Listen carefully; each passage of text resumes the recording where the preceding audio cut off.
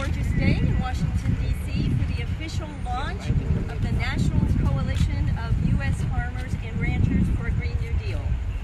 This morning, a coalition representing nearly 10,000 farmers and ranchers sent a letter to Congress urging Congress to support the Green New Deal resolution.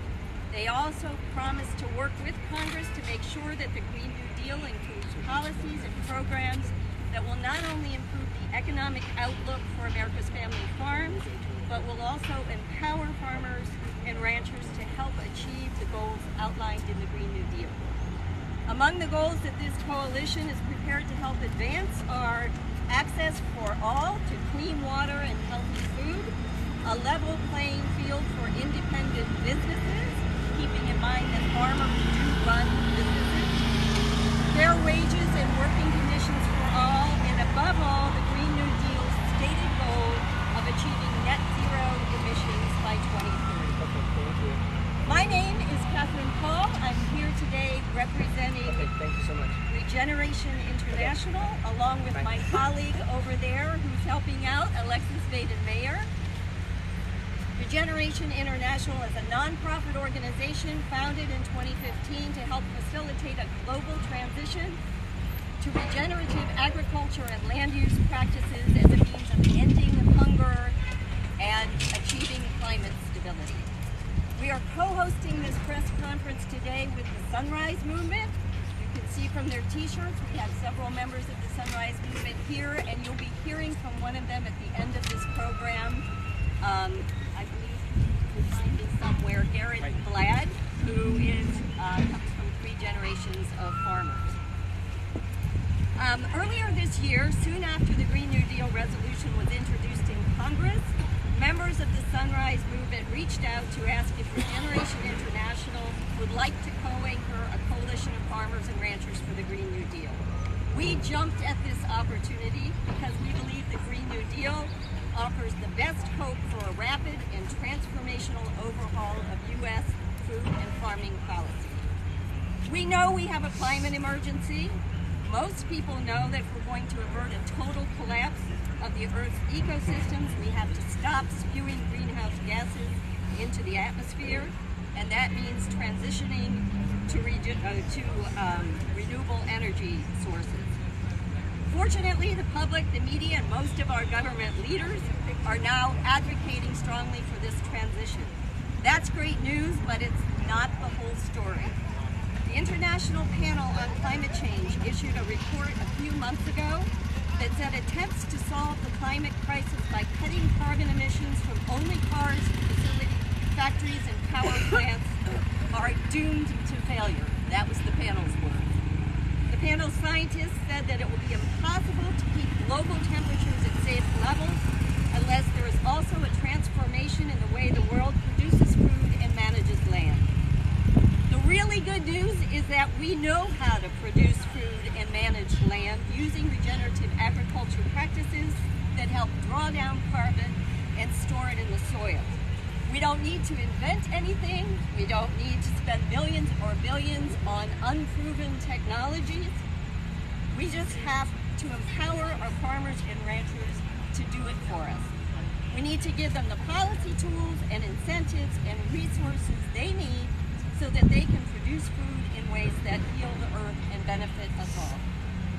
The coalition behind today's letter to Congress is ready to get to work. Its members are ready to sit down with our federal lawmakers and come up with policies that will empower them to help solve the climate crisis. They're here today to make it clear that they want and need a seat at that policy table. So Alexis and I will be here all day to answer questions, as will our members of the Sunrise Movement, Isa and Lauren. In the meantime, we want to get started, and I think we're going to lead off today with Representative Earl Blumenauer, who is a co-sponsor of the Green New Deal and a strong advocate for everything we're talking about. Thank you, Catherine. What Catherine said is true. We're not going to solve the climate crisis without addressing agriculture. And I am proud to be here with Shelley Pingree, Dick Palin, Jim McGovern, who've been on the forefront of changing our agricultural policies. we pay too much to the wrong people to grow the wrong food, the wrong way, in the wrong places. There's no reason that we have to engage in these policies, wasting money and not meeting the needs of American people in terms of contract. In terms of American health, nothing could be more transformative than having a Green New Deal for agriculture and the impact it has on human health. And in terms of making sure that farmers and ranchers are part of the solution, storing carbon, not producing more. This is where America is going. This is where progressive agriculture is tuned in. This is what the American public wants. And the Green New Deal for agriculture is a framework to approach it. And I can't say enough about how I am pleased with the Sunrise movement in my community and across the country who are providing energy to get this across. I have been producing odd things for years, legislation, my Fight for Food comic book, but this is pulling it together, getting us across the finish line. I'm proud to be here, and I'm glad that you're helping us move it forward in this Congress. Thank you so very much.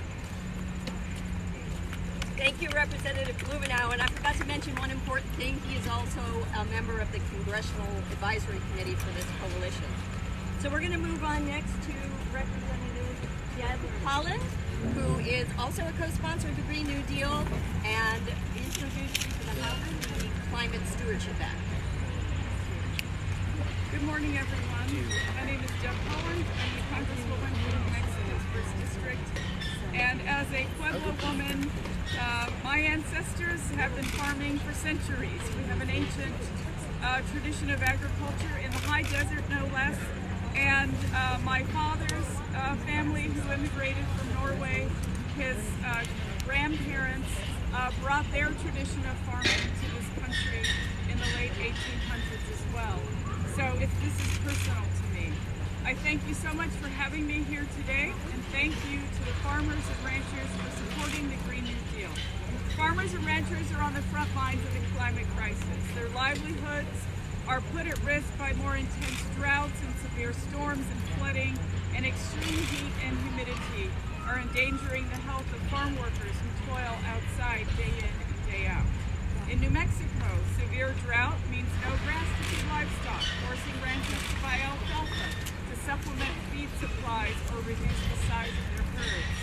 It also means that farmers need to change their practices to be more water conscious, such as irrigating in the morning and evenings to reduce evaporation. It makes all the sense in the world that farmers and ranchers support the Green New Deal, our Green New Deal resolution, because it calls for collaboration with farmers and ranchers to reduce greenhouse gas emissions by supporting family farming, investing in sustainable farming and land use practices, and building a more sustainable food system. I'm a proud original co-sponsor of the Green New Deal because I wholeheartedly embrace these principles.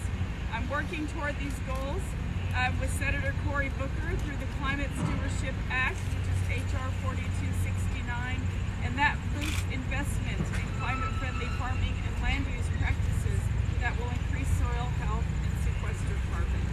And soon I'll be introducing a Farmer's Bill of Rights that will support family farmers and traditional farming practices, which I wholeheartedly support. The Green New Deal will empower all of us to overhaul our food and farming policies so that we can improve the economic future of family farms and ranches, help reverse climate change. Thank you again so much for having me. Thank you for your commitment, and thank you for caring about the future of our planet. Okay, next we're going to hear from Representative Jim McGovern, also a co-sponsor of the Green New Deal, also serving on the Coalition's Congressional Advisory Committee, a member of the House Agriculture Committee, and a longtime advocate for better food and farming policy. Well, I want to thank Regeneration International and the Sunrise Movement and all the advocates that are here today. And I want to thank them for coming to Washington and the fact that they're here and the fact that they've initiated this letter. I think is a testament that momentum is building around the Green New Deal here in Washington. So here's the deal. The debate about whether or not to act on the climate crisis should have ended a long time ago. we have to get off our current course right now, which means right now is the time to figure out who should have a seat at the table. It is time to stop being afraid of the fossil fuel industry and the massive corporate interests who pressure Congress to keep subsidizing unsustainability. They don't get a seat at the table anymore. The people who should be at the table are the people who put food on our table, our farmers and our ranchers. They're on the front lines of this fight, whether it's dealing with the impacts of crazy weather or invasive species or changing growing seasons. Our farmers are the ones who live every day with the impacts of the crisis. They see firsthand, and they see how it will impact every person on this planet. They're also on the front lines of the fight for a better food system. Our farmers know how to take care of soil, how to be stewards of our land and water, and how to produce real, healthy food. Our farmers should be the ones who get to have a say in our future, not the people who want to maintain the disastrous status quo. What makes the Green New Deal so important for this movement is its vision for a better future. And when you face a problem that seems insurmountable, vision takes creativity and courage. If you want to know what creativity and courage looks like in America, talk to a farmer. I have 1,800 farms in my district, and the truth is I wouldn't last 2 minutes as a farmer. They are tough, they're resilient, and they keep our society going. It is time we listen to them when they tell us that now is the time for creativity and courage and action. Thank you. Congressman, you guys keep walking off after you speak. Are you going to get a hearing in the Ag Committee on this, a hearing on climate change? Well, we have a climate. Well, I'm not going to let everybody speak first. Then we can take questions. I'm not going to. Thank you.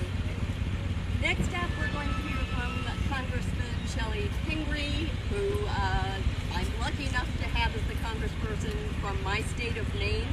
She has been extremely instrumental in not only setting up today's press conference, her staff has been so helpful, but also in advising the coalition. She is on the Congressional Advisory Committee, co-sponsor of the Green New Deal, a member of the House Agriculture and Appropriations Committees, and she actually is a farmer herself, although she's probably not at a farm every day anymore, but she owns a farm in Maine, and as you probably all know, is one of the strongest advocates we have for better food and climate. Well, thank you to Regeneration International and the Sunshine, wonderful sunshine, people who have helped support this, and to my colleagues who support the Green New Deal, my colleagues who are here today and also supporting this. And this is a little bit of a Maine-heavy press conference. Craig Pickler from the Maine legislature, who's done a lot of work on local agriculture as a farmer himself, is joining us. So my colleagues have already said a lot of what needs to be said. Let me just add a few things before you get a chance to hear from some farmers. I think we all agree climate change is a crisis, and there are varying estimates of how much agriculture is to blame, but we know it plays a big role in both carbon production and overall issues related to climate change. But we're all here, as you have already heard, to talk about how farmers can be partners in what needs to be done. My office recently put out a little 5-point plan to try to make it simple about what we need to focus on. That is supporting soil health, reducing food waste. Before we dismiss that, we have to remember that 30% of the food in this country is wasted. If it was a nation, it would be the third largest producer of carbon pollution. On-farm renewables are critically important to farmers, preserving our farmland and keeping it a farmland, and pasture-based livestock, which we're going to hear a little bit more firsthand from Will Harris, who's an excellent farmer. But farmers, while there are challenges with American agriculture, farmers can be our best partner in sequestering carbon in the soil. A lot of people don't understand that. We think, well, you got to plant a tree. That's what we do to hold more carbon. But in fact, well-run operations can sequester a lot of carbon in the soil and can make a huge impact and a huge difference. We have some challenges in working on that, and we've already been discussing this in hearings. I'm on the Agriculture Committee, the Agricultural Appropriations Committee. We've talked to the USDA about it, and we've talked about it in hearings, about developing the metrics so farmers can better understand exactly how much carbon is being sequestered in the soil, engaging them in carbon markets so that farmers can be part of a system of rewards for those good practices. We absolutely have to reform our federal policy, the incentives, and we have to provide technical assistance to those farmers who want to do more with this, but need the advice to do it. As you've heard, I have been involved in organic and sustainable market agriculture since the 1970s, since it was sort of a fringe idea and organics weren't such a huge market. But today, as we know, consumer tastes are changing. They're interested in how their food is grown, where their food comes from, and what those practices are. I know firsthand as a farmer, a small farmer today, how soil health practices can dramatically change our yields, improving our yields. They can help us through drought, through excessive rain, through the climate challenges that farmers are facing right at this moment, and we should be supporting that. Farmers have a lot of challenges ahead of them, whether it's drought or extreme weather or unpredictable markets and trade challenges. We need to be there to support them, and they are very willing to be our partners if we support them in this. So I'm happy to be joined by so many others. I'm happy to be making this important point of how Congress can work together on these climate change principles and move forward, and I think we're going to have a lot of support from farmers going into the future. So thank you all very much for being here. Big thank you to Representative Pingree. We really appreciate all of you coming out. I know some members of Congress can't stay for the entire program, but we can connect you up with interviews later if need be.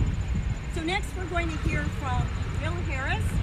Will Harris runs a very successful farming operation in Bluffton, Georgia. He employs 165 people, as he refers to them, not employees, but good people. He's been doing this for a long time. He's a fourth-generation farmer who's tried both types of farming and is back to the regenerative model. And I think you're really going to enjoy hearing from him about how this type of farming is good for everyone. The climate, clean water, local communities, public health, you name it. Well? Thank you, Kathy. I'm the guy that's not from Maine. My farm in Bluffton, Georgia is called White Oak Pastures. It's a multi-generational, multi-species, vertically integrated farm that's been in my family for 153 years. I'm very proud of the fact that we are the largest private employer in our county. We write payroll checks every Friday for $100,000 in one of the poorest counties and one of the poorest states in the union. I like to think that people who know about our farms think of us as part of the leadership in enriching rural America, in regenerative land management, in helping to mitigate climate change, and also animal welfare. But we're here to talk about the Green New Deal. And I think that most people, certainly I, think of the Green New Deal as the work product of the group of freshmen, congressmen, AOC, and the squad. And I am certainly not part of that group. I am too old, too white, too rural, too male, too agrarian, and too southern. And I think that this is where it really gets interesting, because the Green New Deal is a point where AOC and the squad and Will Harris and White Oak Pastures can find some common ground. And I think that's very important, and I hope that it will serve to be a bit of an initiative, a bit of legislation that our congressmen can reach across the aisle and make something positive happen with regard to enriching rural America, regenerative land management, climate change, and all these other things that we can create.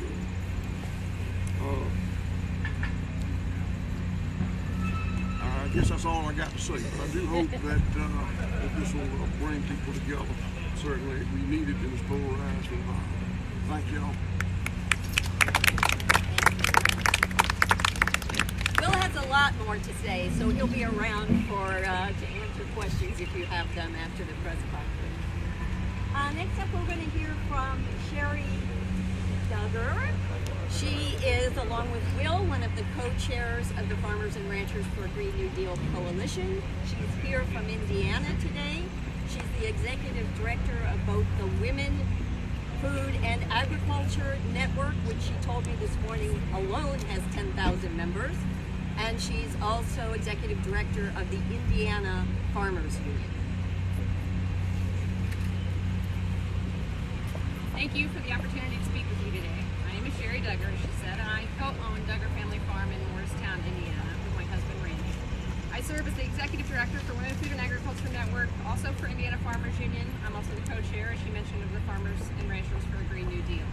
I want to tell you about the farmers and ranchers and food producers and rural citizens who I represent. Indiana Farmers Union serves approximately 1,000 independent family farmers, which is housed in our National Farmers Union, which represents about 200,000 farmers throughout the nation. Women, Food, and Agriculture Network, as she mentioned, has approximately 10,000 members, and our Green New Deal, our Farmers and Ranchers for the Green New Deal Coalition represents another 10,000. So daily I talk with these American citizens who are concerned about our climate. They're concerned because they're dealing with it in very real, very painful ways. We keep hearing these words: extreme weather events, droughts, wildfires, tornadoes, hurricanes, and 100-year rains, 3 of which, by the way, Iowa has experienced in the last 15 years. But these are just words until you experience the realities. And so I want to tell you about Kate Cloud-Sparks. She's a WFAN member, a former board member, and a Lacona, Iowa resident. On August 21st, an EF3 tornado hit Kate's farm. The tornado, the strongest the area has seen since 2013, brought massive damage to her 40 acres. Kate recently posted about her experience on social media. I keep running into cheery people who ask, "So, got your storm mess all cleaned up now?" Like there were just a few tree branches and leaves scattered around. It's not over just because the sun rises and sets on another day. There's no magic wand. Recovering from disasters is a long, drawn-out roller coaster ride with a lot of screaming, crying, puking, and begging for it to stop. It's not just cleaning up a few tree branches and setting them out on the curb to be taken away. The stories go on and on. Farmers and ranchers everywhere are being hit with increasingly unpredictable weather. Add to that a lack of parity in our agricultural system, increased consolidation, a lack of transparency in food labeling, tariff wars and subsidies that damage our soil, water, and climate, while propping up multinational corporations and industrial-scale megafarms. Now is the time for solutions, not for supporting the status quo. And so I'm here today on behalf of tens of thousands of rural citizens who care. They care about the climate, they care about food security, they care about the world and the land they're leaving for their children, and they want to be heard. Farmers and ranchers understand that they can be a part of the solution to climate change, not just a cause of it. With the right approaches, farmers can build healthy soils, reduce greenhouse gas emissions, sequester carbon in the soil, and increase productivity and profitability. We need climate-smart policy to encourage and incentivize better agricultural practices. We need systems in place that offer equal access to markets, fair prices, truth in labeling, and representation at all levels of government for all farmers. We need legislation that promotes a just and ecological agricultural and food system. And in short, we need a Green New Deal. Thank you.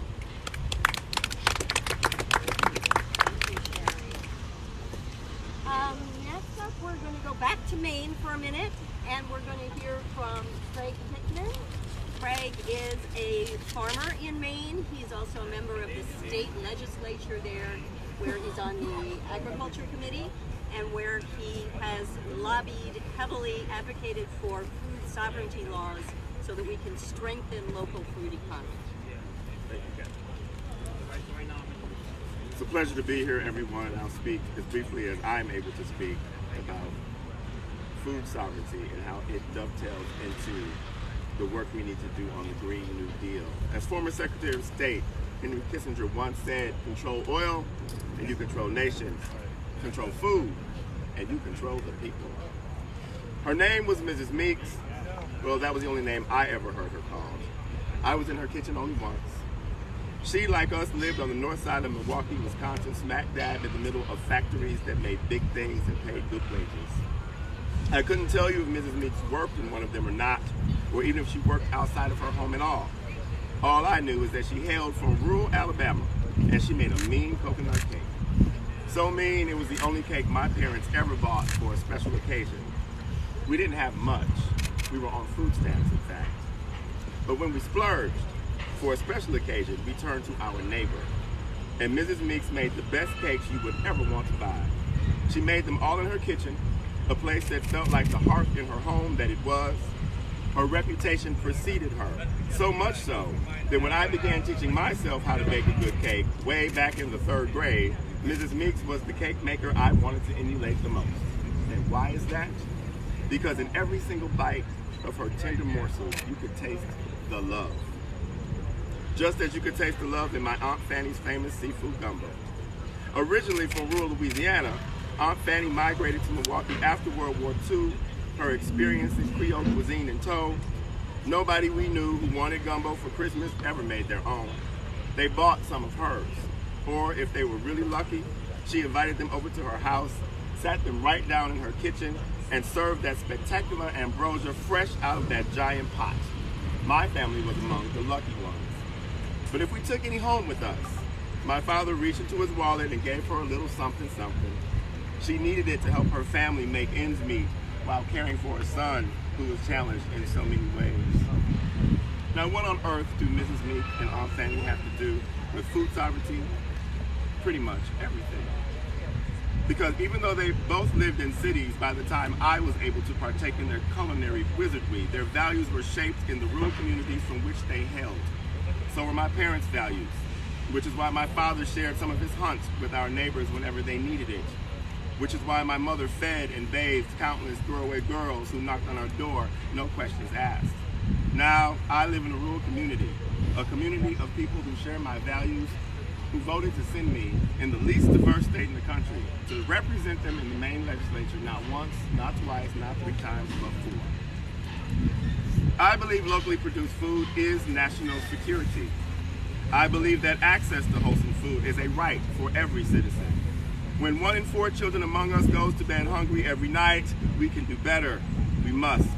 We cannot allow a single one of us to go hungry for a single day. Maine has all the natural resources and the hard-working, independent-spirited people to grow, catch, trap, forage, process, prepare, and distribute enough food to feed our people and strengthen our rural economies. Our state must stop importing more than 90% of the food that we consume. The best way to achieve more food self-sufficiency, more food security, is to allow our neighbors, many of whom are small-scale farmers, small-scale food producers like Aunt Fanny and Mrs. Meeks, to advertise, sell, and feed us the food we want to eat. Because if you control the food, you control the people. And that is why I ran for office. Because I believe in the imperative principles of action and self-determination. Food sovereignty equals self-determination. Who gets to decide the rules and regulations about our local food supply? Who do you trust? The multinational biotech companies that so desperately want to control the supply by genetically engineering seeds and patenting those same seeds, and then influencing the FDA and the USDA to create policies that serve to drive small food producers out of business? Do you trust a food system that allows chickens to be slaughtered at a rate of 175 per minute with minimal human oversight, the carcasses dipped in bleach and chemical brines in order to make them fit for human consumption? A food system that allows for hamburger filler to be washed in ammonia in order to kill E. coli and make that fit for human consumption? Or do you trust the person down the road in your community who produces food with local ingredients and who can both?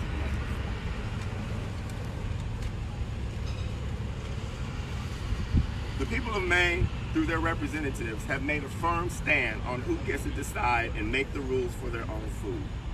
More than 70 municipalities in the state of Maine have adopted local food and community governance ordinances based upon the Maine Food Sovereignty Act that I authored into law in 2017.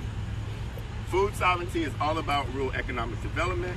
Food sovereignty means empowered communities all over the state working together to advance food systems and ensure the health and dignity for all people. Food sovereignty means that we will have access to healthy, wholesome, locally produced, and delicious food.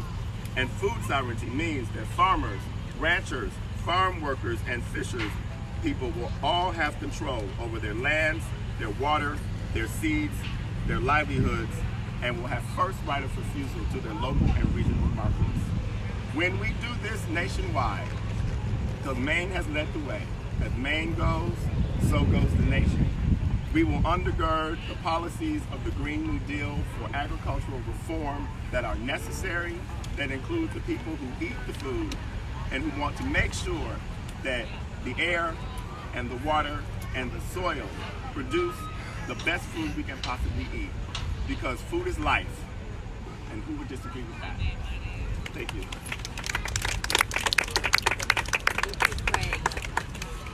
Next, we're going to hear from Thomas Opel. He's the Executive Vice President of the American Sustainable Business Council. The American Sustainable Business Council is a partner in our coalition. We hope to be working very closely with them as the coalition moves on from this launch and gets to work in communities.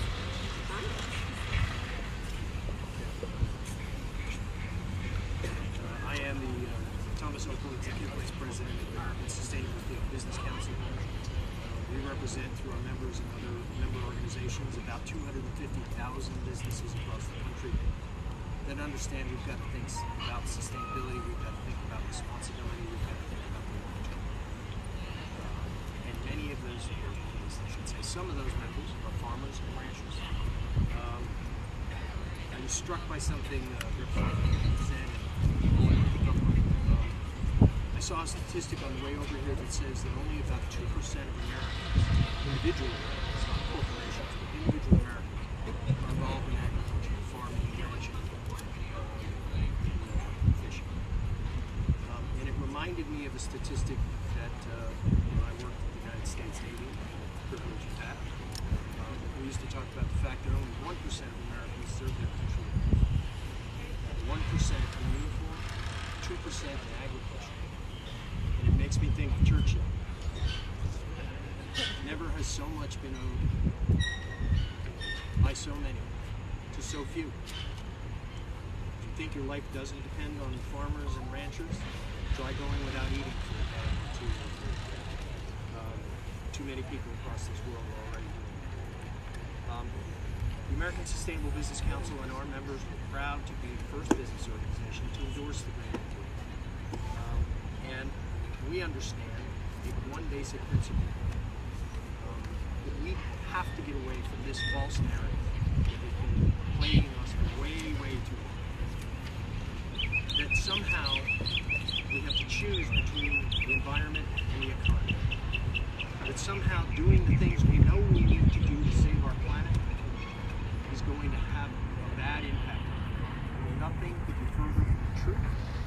The American Sustainable Business Council, people who have just spoken here, farmers, ranchers, can tell you that, in fact, saving our planet will not only save our economy, it will boost our economy. Cannot bet on taking no action or allowing fossil fuels and other things we know are damaging our environment, damaging our planet, setting it on fire. If you want to bet on fossil fuels, bet on the horse and buggy.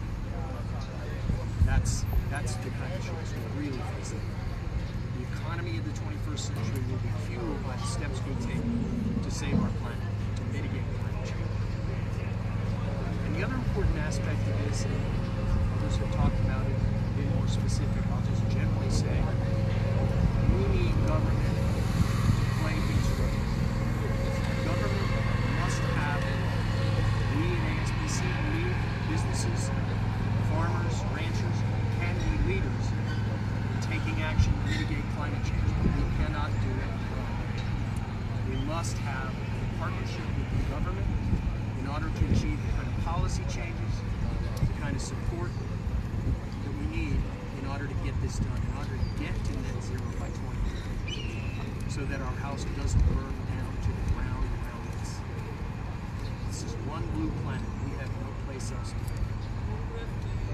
And it is far more critical for the people, young people standing next to me than it is for me. They will suffer the consequences far more. We need to take action now. So we're proud to stand with the farmers and ranchers, with other organizations here today to support the Green New Deal.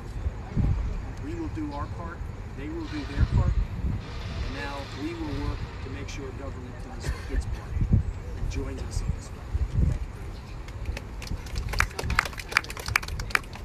Next, we're going to hear from Garrett. Am I pronouncing this correctly? Glad. Garrett came here today from Indiana. His family has been farmers for 3 generations. He's been a big part of the Sunrise Movement, and I think has been training speakers, etc. A climate activist who has some pretty good stories to tell about bicycling, I think. So, Garrett from the Sunrise. Thank you. I'm so excited to be here today for a really historic moment. Again, my name is Garrett Blad, and I'm here fighting for a Green New Deal because I'm committed to fighting for the freedom and security my family once knew as farmers in Northwest Indiana. Farmers in America are suffocating. I know because I've seen it firsthand. The first time my mom brought home store-bought milk from the grocery store, I spat it out over my bowl of French Toast Crunch. I grew up in North Liberty, Indiana, home to some of the most fertile farmland in the world. Milk for me came right from this huge aluminum vat in the parlor at Tulski Farms, where my papi and my uncles milked the cows. When money got tight, my mom would send my brother and I to fill cardboard boxes full of 2-pound packages of ground beef from a freezer in the parlor. Some nights growing up, when money was tight, we would only eat meatloaf for dinner. When I was 8 years old, I remember sitting on the porch swing with my grandma under this big, soft maple tree at the farm, where she told my mom and I that they would have to sell the cows.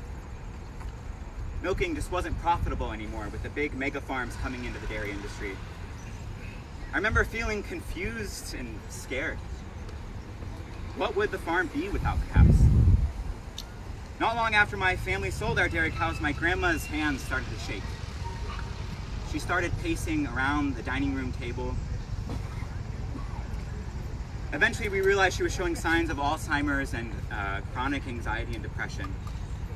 I wanted to do something, but I felt powerless watching my grandmother lose her sense of purpose because my family could no longer milk cows. My family worked harder than anyone I knew. One thing people don't know, there are no vacations on a dairy farm. It felt unfair that huge dairy corporations could force my family to give up our core identity as dairy farmers. My family still grows corn, soybeans, tomatoes, and even popcorn, but the way of life that my grandmother and my grandfather knew would never come back.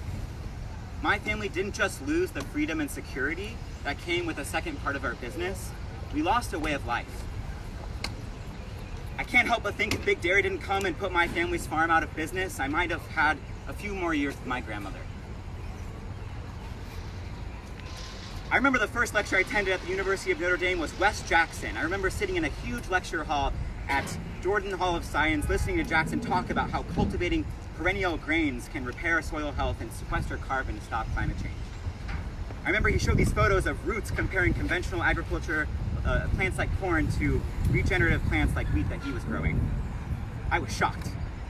I thought for the first time that my family might be part of the problem. After that, I avoided talking to my uncles about agriculture or climate change for years. Just a few years ago, I was living in New York. One day, I got a text from one of my friends saying that one of my good friends, Myra, had died in a tragic car accident. I sunk down against the fridge and cried. It was the first time one of my friends had passed away. I remember thinking of the images of floods in my hometown in Indiana underwater.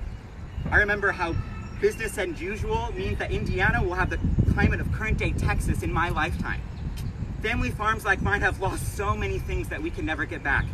That is for sure. But I felt in my bones at that moment that there is still something worth fighting for. It hit me that my family isn't the enemy. We are in this boat together. I realized in that moment that I had a choice. I could either stay in New York, find a job that paid enough to run the rat race, or I could pack my things and fight for the place that I love. With business as usual, my family stands to lose everything to global warming. I'll be damned if I stand idly by while a few wealthy ag and fossil fuel executives make millions while destroying everything my grandparents built. I decided to move back to Indiana to fight for the freedom and security a rural way of life once promised. The unfortunate reality is my family's story is not unique. Far too many people, especially rural farmers and blue-collar workers, know what it's like to see a loved one lose their job and their sense of purpose because of forces outside of their control. More than that, far too many people scared about climate change see farmers as a part of the problem, not necessarily part of the solution. Far too long, politicians and corporate executives have divided us. They've told us that environmentalists and farmers can't work together. Well, I'm here today with a few friends behind me to say that is history. Today, tens of thousands of young people with the Sunrise Movement are linking arms with the tens of thousands of farmers and ranchers in this historic coalition to demand a Green New Deal that reinvests in our family farms and empowers them to be the heroes we need them to be to stop the climate crisis. Farmers and young people have a lot in common. All of us have grown up seeing our freedom stripped away by those in power. We've seen politicians fail to protect us time and time again. We've paid close attention to the destruction of our climate year after year with no end in sight. Right now, our country is at a crossroads. We can continue to stand by while our farmers are shackled with unfair tariffs and suffocated by increasing floods and droughts due to climate change, or we can come together, empower farmers to do what they do best, and lead the world in sustainable agriculture and carbon sequestration. It is past time that our government fight for farming families that have been left behind. A Green New Deal must break the stranglehold corporations have on farmers and empower them with the tools and financial support to be the good stewards we know that they are. With the Green New Deal, we can pay farmers to repair our soil and lead the world in drawing down carbon from our atmosphere. With the Green New Deal, we can support a new generation of farmers to grow healthy food for our communities. Moving back to Indiana was scary. I thought it could be the biggest mistake of my life. Already I'm seeing how important it is that I am home. I'm organizing with farmers and environmentalists to stop a massive industrial park that would permanently destroy farmland the size of the entire city of South Bend, just north of where my family farms. And the real beauty of the Green New Deal is that it's putting me and my family farmers on the same team. The vision of the Green New Deal has revitalized my relationship with my family. Imagine what could happen if we make it a reality. I don't know if we can save family farms like mine in Indiana from the damages climate change is already bringing, but God damn it, I'm gonna try.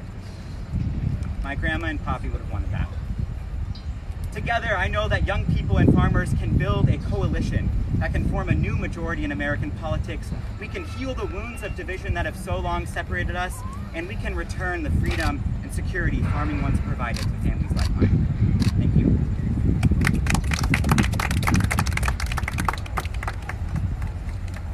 Thank you so much to Garrett. I love the imagery he brings up of all these Sunrise Movement members who, let's face it, are younger than I am and are younger than a lot of us here, linking arms with farmers and ranchers. So that's a great vision, and we hope to make that all come true. So our last speaker today is Representative Peter Defazio, also a co-sponsor of the Green New Deal, also a really strong champion of better food and farming policies, and he has a few words to say, and then when he has finished, when Representative Defazio has finished, we'll open up to questions. Well, I came over from the maddening hearing with the assistant administrator in charge of water quality at the EPA. I'm old enough to remember when rivers burned, the Willamette River in Oregon was an open sewer. They declared Lake Erie dead. And in those days we came together in a bipartisan basis for what we saw as a crisis. Well, we're looking at a bigger crisis today, and we've heard about that. And I'm hopeful that young people and others can force Congress to come back to the table, bipartisan manner, to deal with the existential threat of climate change. Nothing more important than the climate, especially as relates to farms, but also clean water as relates to farms and Americans. So this is really a propitious day to be here, and I'm determined to block as much as possible the new dirty water rules coming out of this administration, to get the federal government back in red. They even came up with any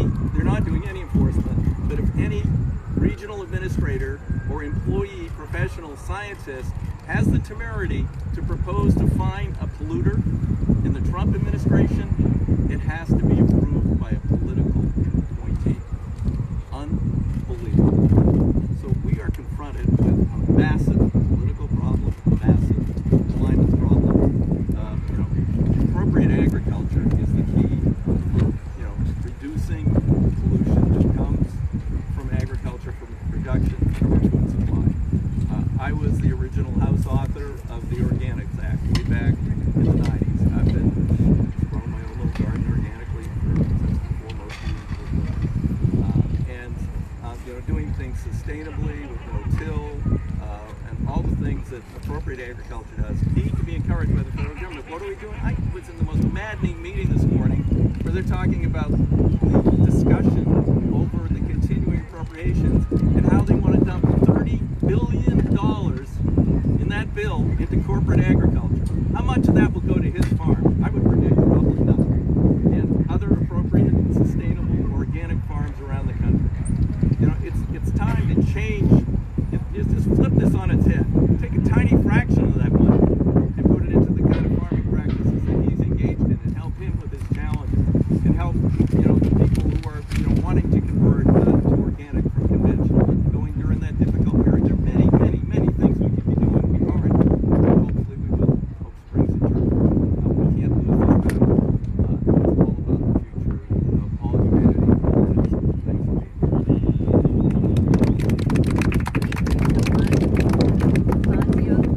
So we have this space until 10:45. I don't know if that means that somebody else is going to move in here. We would like to offer that you can ask questions of anyone here, unless we're forced to leave, then we may need to move off to the side, and or of course reach out to myself, reach out to Alexis, reach out to our members of the Sunrise Movement here, and we can arrange interviews with people later in the day if you'd like. So, questions? Can you talk a little bit about the cattle industry and beef, and what your vision is of a climate-friendly beef industry? Should we be eating less meat? Will is our expert on that. Thank you for asking that question. We recently had what's called an LCA, life cycle analysis done on our farm. An environmental engineering group from Minneapolis called Qantas did the work. And it showed that on my farm, we sequester 3.5 pounds of carbon dioxide equivalent for every pound of beef we produce.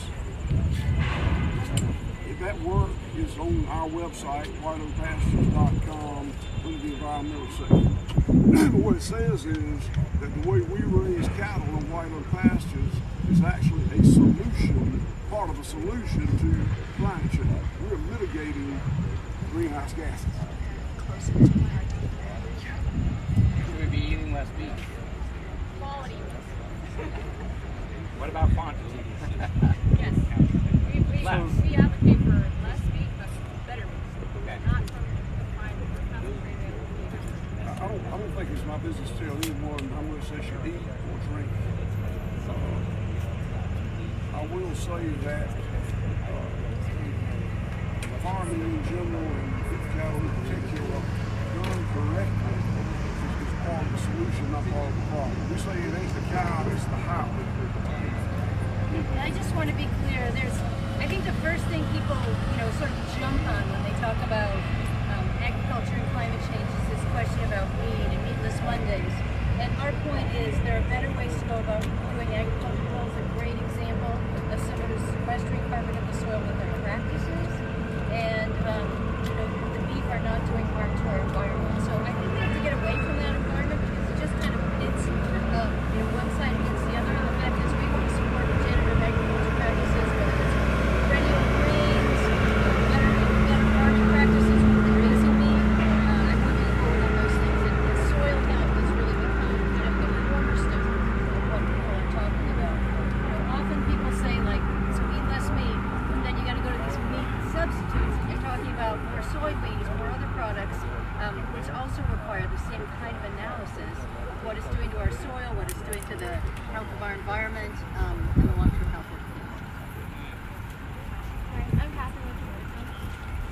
These are my questions. I'm wondering how you went about gathering signatures and what the conversation was,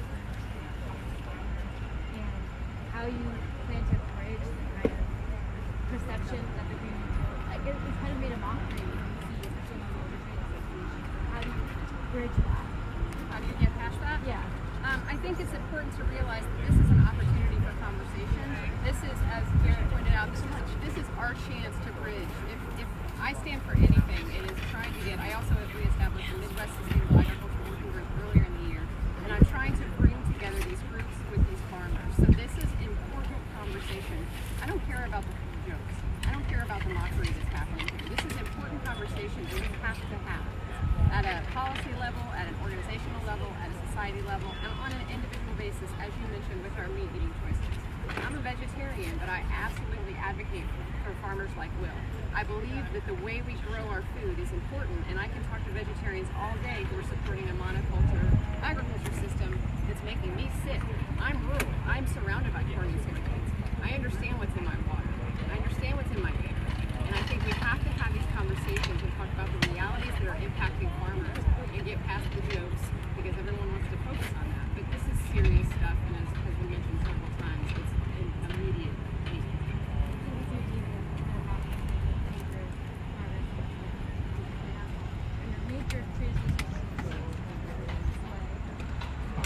Absolutely. There's a lot of money. So you win things by people or money, right? Most of the time. And we realize that, we might not be coming at it with money, but we have millions of people in this country who care about this issue. And they might not be here today, but we represent them in various factions in various ways. So we're all eaters, and we're all here on this planet, and it's going to be. I'll just be bold enough in saying that so much of the opposition in Capitol Hill has to do with the person who is championing. I'm the only person probably standing here today, and we need to take that very seriously. Because if someone else had perhaps put this in, we might not get all the jokes that we're getting, and we need to take that very seriously. Because this nation is divided. Old rules are coming back. But it does not mean that the message of the Green New Deal is not something we ought to embrace, because we are on a cliff and we're about to fall off the cliff. We do not be scared very, very fast.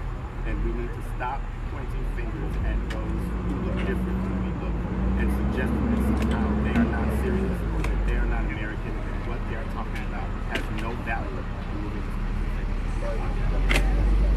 I just want to add one more thing. Having been on the Agriculture Committee and worked on the Hill for the last 10 years, and there is no question, it's well known to everybody on the Hill and outside that the big groups have a lot of power, they have a lot of sway.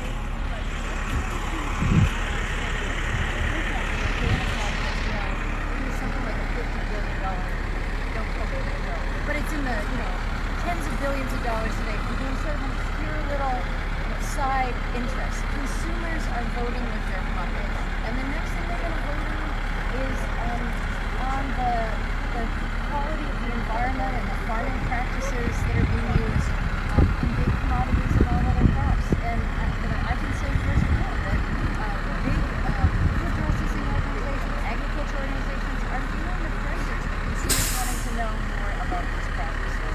And I think they're going to push this movement very strongly. We already are. And more members of my colleagues are hearing about this back at home. So you're seeing a lot of groups making these changes and thinking about how to go about growing things differently, because they don't want their members caught in a situation where suddenly there's no market for what they grow. And that's the biggest change we're experiencing right now, and will continue to happen. Is the leadership of the House Agriculture Committee taking this seriously? Yeah, I think they are taking it seriously. Seriously? I mean, you think Colin Peterson's going to be holding a hearing on the Green New Deal? We've had subcommittee here. I don't think there'll be a hearing on the Green New Deal. But the Green New Deal, it's a framework. It's a way to bring people together to have this discussion. And yeah, it's not necessarily all the principles that all agriculture groups will uphold, but we've had soil health hearings in the subcommittees. We're going to continue to have those. We're probably going to put out some legislation as Democrats around the end of the year or early next year on climate change, and there will certainly be an agricultural component. There's going to be a lot of interest in this, and there's certainly broad interest in it. And see a lot of change.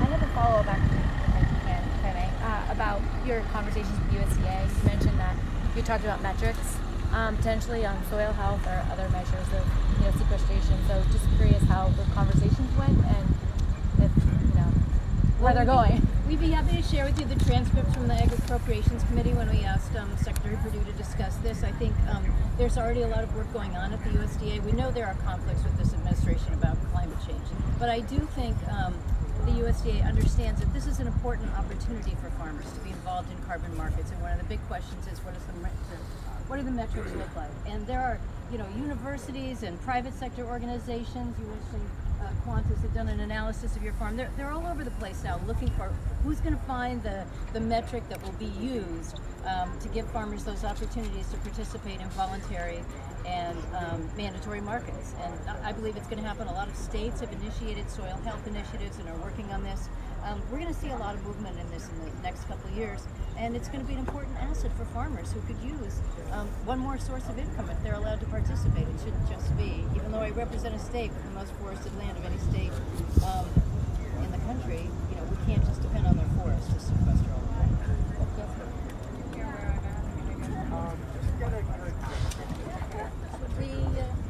I'm sure everybody's happy to answer other questions, and we thank everybody for participating. Yes, thank you. Thanks everybody for coming. Thanks to our members of Congress, those who are still here, those who have left. Thanks to the media. We are available for questions or setting up interviews with others, but I think we do have to relinquish our space now. So thanks so much.